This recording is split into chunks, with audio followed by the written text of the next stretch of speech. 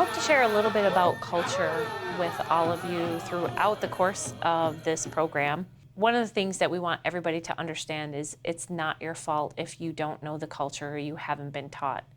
That was something that has unfortunately happened in our past, but yet moving forward, we all can come back to the culture. The language itself, whether it be Anishinaabe, Dene, Menominee, whatever language you speak or whatever language your family has spoken, is the blueprint of the culture. So one of the things you could do to come back to it is to start to learn your language and use those words and share them with your children. Another thing that you can do is to learn about the stories of our people.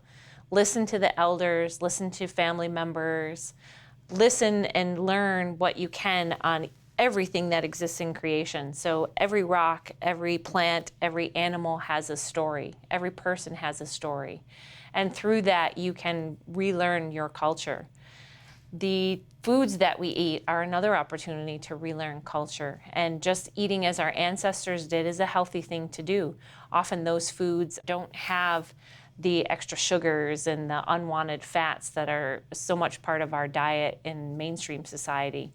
When it comes to using some of our traditional medicines, one of the things that's very important is that, while we often use sweetgrass and sage, cedar, and tobacco in our prayer, and sometimes we use them to start off meetings or we use them in ceremony, they also have a practical purpose. So everything in our culture that is still with us today is here not only because it fulfills something spiritually inside of us, but also because it has a practical reason for being here.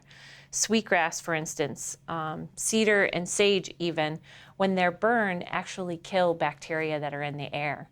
So you could burn cedar or you can burn sage, and as long as someone's not allergic to those things, it will actually kill up to 94% of the bacteria that's in the air and leave a healthy space for you. So these things fulfill more than just a spiritual need. They also fulfill a physical need.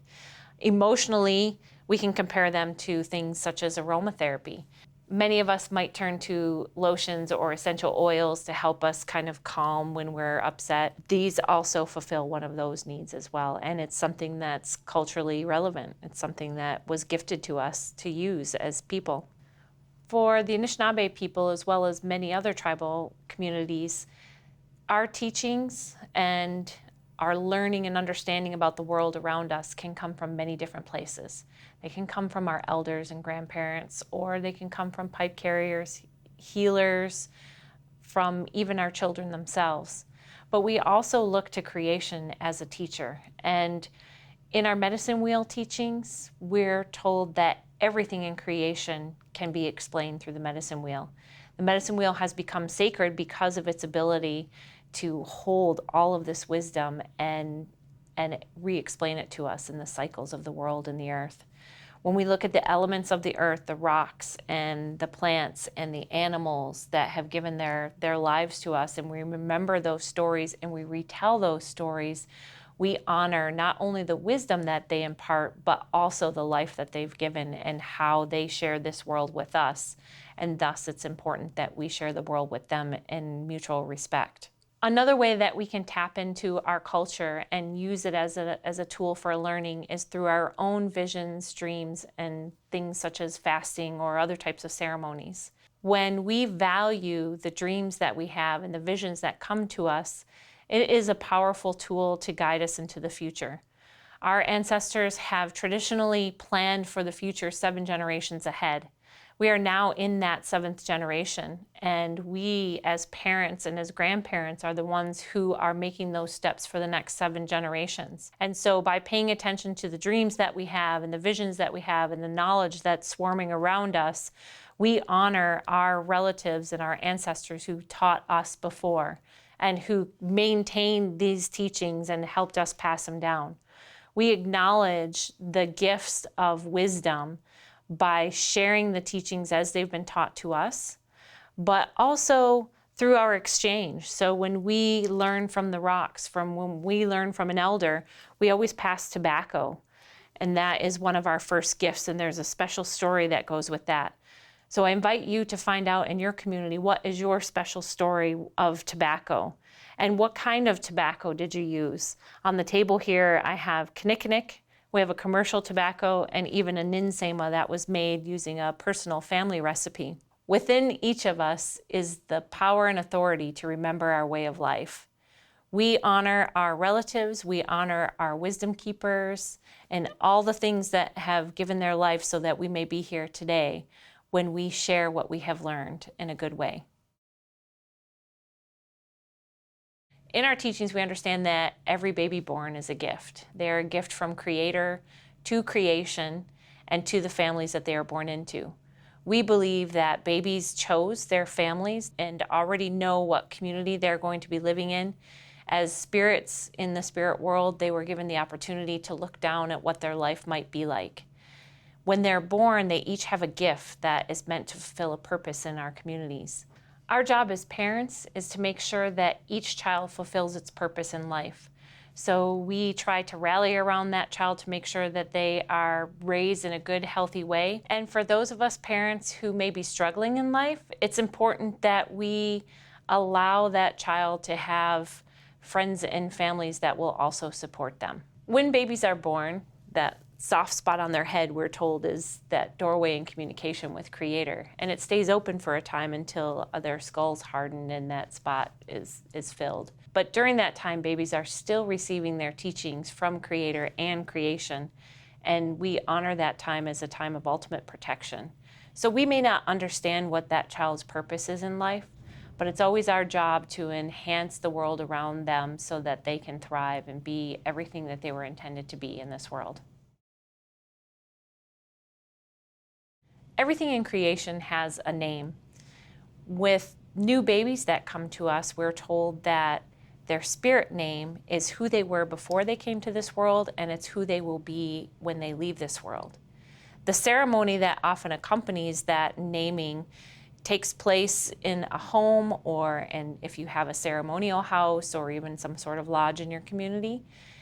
It's typically led by either a grandparent or a pipe carrier or traditional healer, depending on how your family has come to understand those things.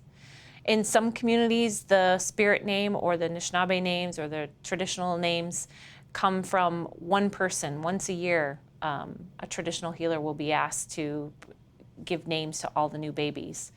But sometimes it's more personal than that. Names often come in dreams and visions as well. And so we, again, when we honor those dreams and visions, they become an important part of who we are and who we become in this world. To the Anishinaabe people, there are many ways to do a naming ceremony.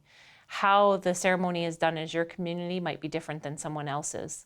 Again, all of those are correct.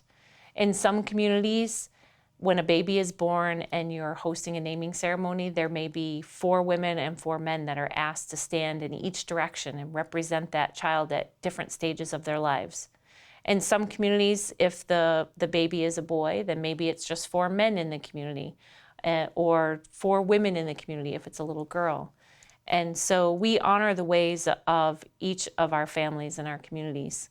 In some communities, I've been told stories of elders who have been given the right to give names. And so once a year, there'll be a big naming ceremony for the entire community and all the babies who were born that year. But the important thing is that a baby gets to know their name and that that baby's introduced, the spirit of that baby is introduced to the community. That gives that baby protection along the way. It also offers some insight as to who they are and who they've been in other lifetimes and how they will be fulfilling a role in our community. Occasionally, we are given second or even third or fourth Anishinaabe names in different aspects of our lives.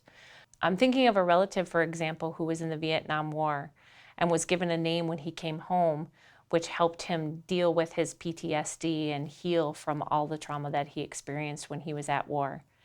So a part of that name, even though it came from another spirit, had been gifted to him and put inside of him to protect him and to help him in many different ways adjust back to civilian life.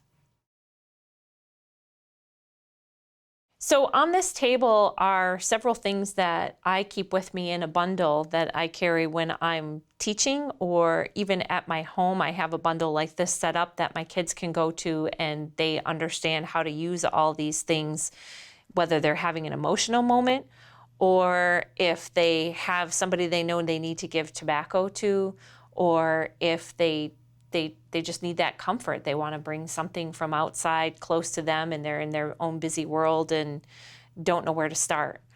On this side of the table, and often at home, this is all put together on one smaller bundle, but on this side of the table, we have our 4 sacred medicines.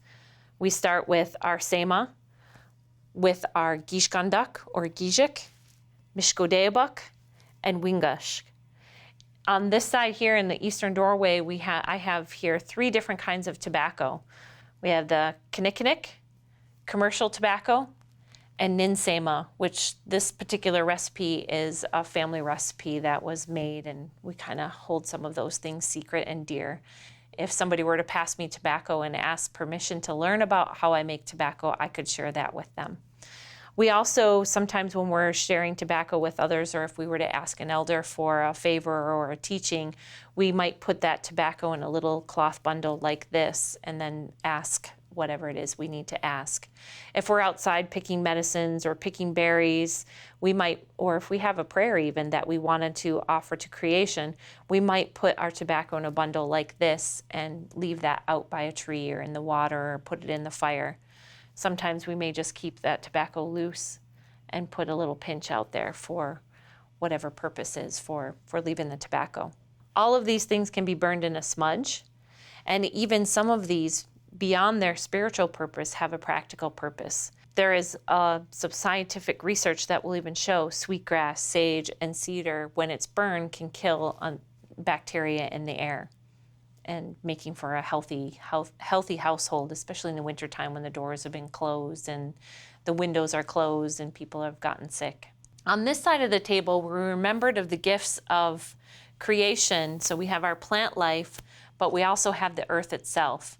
Rocks are great teachers, great healers. Each one of these rocks holds a purpose and has a place and a story. Some of these rocks might have their own personal story, which I won't necessarily share today, but all of them can be a gift from Creator where we can hold them in our hands, and those rocks can take our pain and our struggles, and then we can put that rock down, or we can use that rock as a calming tool, as a healing tool. This particular rock here, just because of how it came to me and how it was gifted, I work with that when I'm needing to smudge. You have that element of earth and plant all together. Copper is a sacred mineral that has been with us for many, many years, so I like to keep that there also as a reminder of the earth. On this table, you'll also see the hummingbird, and you'll see some deer skin.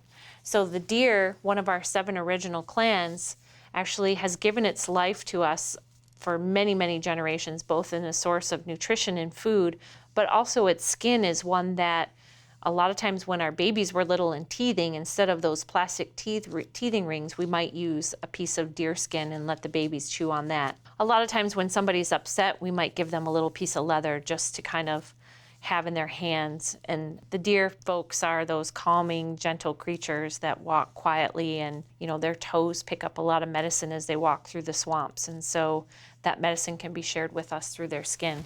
The birds and the animals, of course, represent our clans. There are numbers of stories that remind us of our place in society and also the gifts that they have to offer. For many of us, we might carry a name whereby we're that animal's namesake. And so we take on some of those traits, just like our clans. When we have certain clans, that also gives us a sense of purpose and responsibility and community. I try to honor those things on this table as well. A part of my traditional medicine bundle also includes some of our traditional foods. So you may see berries or dried berries, and in this case I have some maple syrup set out, which is one of our first medicines.